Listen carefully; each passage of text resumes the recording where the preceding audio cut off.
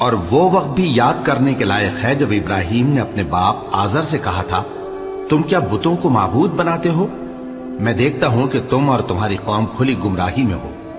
اور ہم اس طرح ابراہیم کو آسمانوں اور زمین کے عجائبات دکھانے لگے تاکہ وہ خوب یقین کرنے والوں میں ہو جائیں۔ یعنی جب رات نے ان کو پردہ تاریکی سے ڈھانپ لیا تو آسمان میں ایک ستارہ نظر پڑا، کہنے لگے یہ میرا پروردگار ہے۔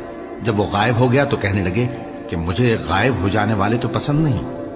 پھر جب چاند کو دیکھا کہ چمک رہا ہے تو کہنے لگے یہ میرا پروردگار ہے۔ لیکن جب وہ بھی چھپ گیا تو بول اٹھے کہ اگر میرا پروردگار مجھے سیدھا رستہ نہیں دکھائے گا تو میں ان لوگوں میں ہو جاؤں گا جو بھٹک رہے ہیں۔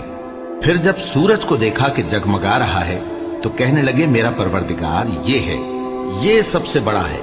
مگر جب وہ بھی غروب ہو گیا تو کہنے لگے لوگوں، جن چیزوں